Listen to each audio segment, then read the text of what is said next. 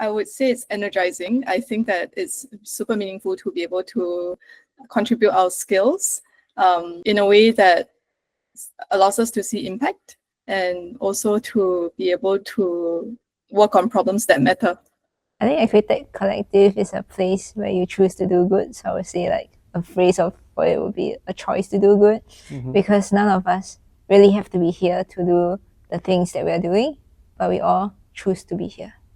Technology, collaborations, and non-profit stuff. I think my one word would be impactful, because I feel like a lot of the projects that Equitech works on are designed to make a real difference. And I feel like it's quite impactful to anyone that's involved.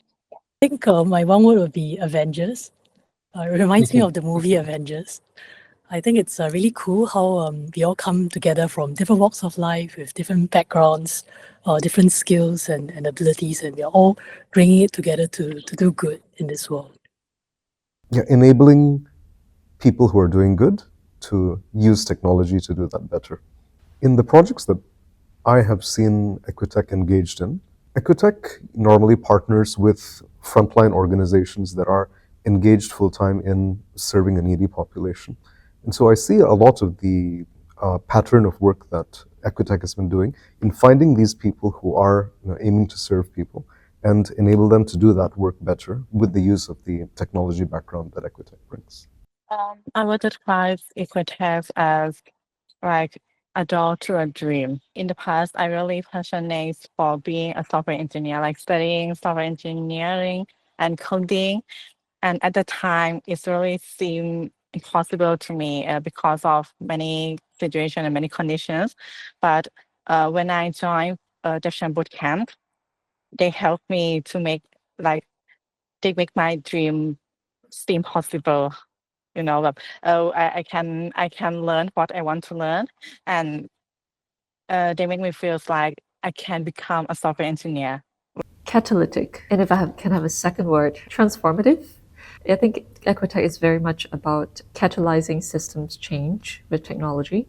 So we try to look for opportunities where a small change can make a big difference, and a small team can go very far in delivering more equitable outcomes. Really, the long-term vision is that we can transform healthcare systems and education systems to help more people realize the full human potential.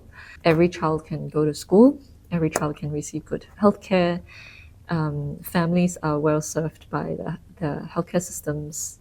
Even if they are not identified, they can still have access to some of the more cutting-edge technology that can help health systems leapfrog.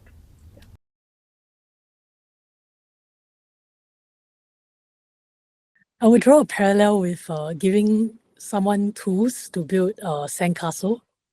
So imagine you're building a sandcastle with just your bare hands. You can probably make some structures, but you're quite handicapped because you don't have the right tools. And what we are trying to do with Maytao Clinic is give them the tools to help them to serve their patients better. Like superheroes, they're doctors that are basically trying to help the citizens. And they don't have the right tools. So I guess the project is trying to help with the tools so that the superheroes can remember every patient with their system. Yeah. I like the analogy of Lego blocks. We talk about that a lot. So imagine we have a club and all of the kids in the club want to build a really cool city, but we have no idea where to start, right? Let's say we want to build a hospital. The way we work with them is we give you a kit, right? There's little recipes in it. And with that, you can build a hospital more easily.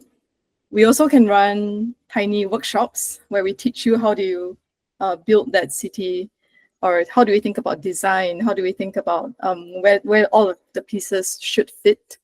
And that's also part of what we do. We run the workshops to share how we think about designing and building. And the goal is that by the end of this exercise, the builders know how to do more with both the Lego kit and also the skills that they learn. And maybe they can build something even cooler.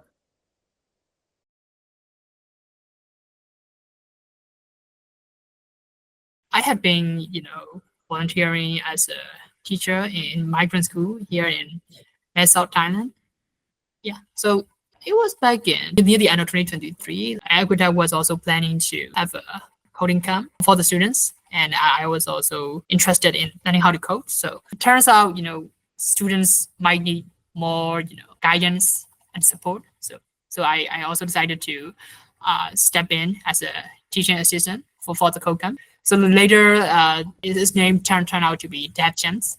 And yeah, that is definitely how I started volunteering at Equitech. So yeah, because I want to give support for the people in my community. In this case, so that they can learn better. Equitech was set out to create a few possibilities. And one, it's a space for volunteers, young people in Singapore here to make a difference outside of Singapore through contributing their skills, whether it's design, engineering, or product.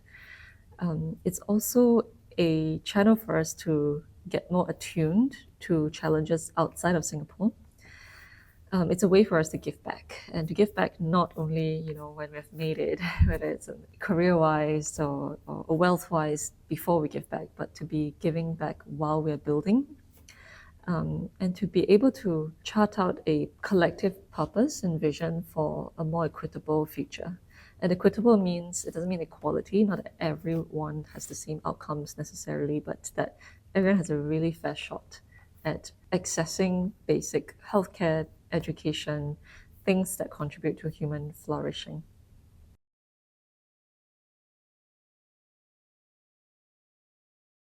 Right now, in Timor-Leste, all over the country, it's covered by these young, relatively inexperienced doctors who are practicing independently. And one of the ways in which they can be helped to provide care better to the people is for them to have access to information, especially medical, technical information about what are the guidelines for, if you see these particular symptoms, what might the diagnosis be? Or if you know that this is the diagnosis, what would be the correct drugs to give them? Or if this is the correct drug, but you've got a kid, what's the dosing adjustment that you need to make for them? So these are all the types of questions which in Singapore, a doctor would be able to ask their senior doctors or have an infrastructure all around them that would be supporting them. But for these doctors that are practicing independently in rural Timor, being able to access this information in some way would allow them to give that care. And that's where Medibot comes in, because Medibot is it is an AI-driven chatbot that works through a WhatsApp interface. So as far as the doctors are concerned, they don't need to learn something new, a new program, download a new app or something. They know how to use WhatsApp. So within WhatsApp, they have this new friend, Medibot, and they ask Medibot questions in the same way that they would to their friends in the local language, in Tetun. And Medibot would take that question, go back and look at the guidelines, retrieve the answer, translate it into the local language Tetun, and give that answer right back to the providers. It's a very quick turnaround time that lets them very immediately figure out what needs to be done at the point of care for their patients.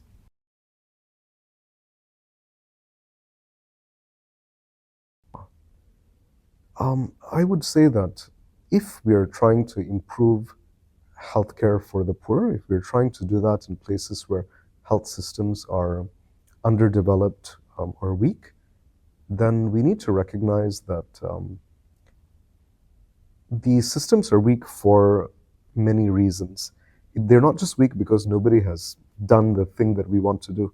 And so often solutions that seem quite obvious, seem quite self-evident, idiot-proof, upon implementation, we'll find a lot of challenges.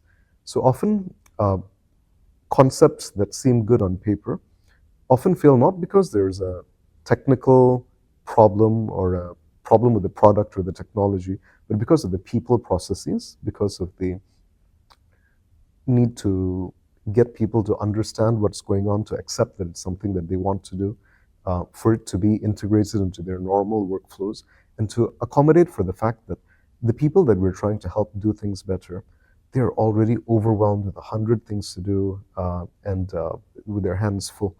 And so we need to recognize that they are in the middle of a whirlwind, and often they don't have the time to experiment and slow down and learn many things. And so we need to be very conscious of that as people with a technology background, trying to assist people in low resource settings who are trying to deliver care. I think maybe a different way for me to say that would be to say, when we are implementing technology solutions, we've always got to be thinking about the hardware, the software, and the peopleware.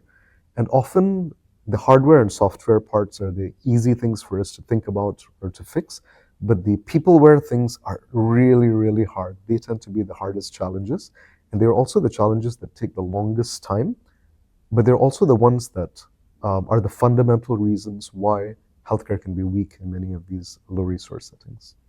I think small is beautiful, big only if necessary. A lot of the things we do in Equitech is quite small. We have really small teams. We always start small whenever we experiment with a new idea. And there is beauty in that. Not every change has to be a big bang. Not every change has to be necessarily impacting thousands or millions of people. Sometimes, even if we just touch a few lives in the course of our journey, and that change is sustained, is deep and enduring, that's, to me, a more organic and meaningful kind of change that really drives, I think, what we do. Of course, if there is ways to scale what works, we're always open to that. But I think starting small and being honest with ourselves in terms of the kinds of impact we can really create in an enduring way, not just a short-lived change, but like enduring change, is to me what really makes Equitech Collective special.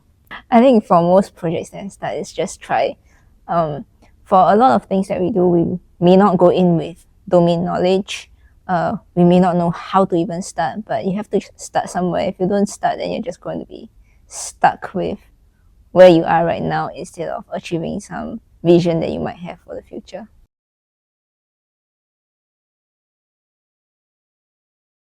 What I'd say is that there's some really fun stuff that happens out there. I have been engaged full-time in global health development work for the last about 10 years or so. And we see just interesting problems in interesting places. We come across people with very different lives from ours. We come across people who, with life experiences a lot harsher than ours, and just the opportunity to walk alongside them and to work with them and to see that getting better. That is precious, and I'm very grateful for the opportunity I've had to do that. And I just say it's a lot of fun. It's worth doing.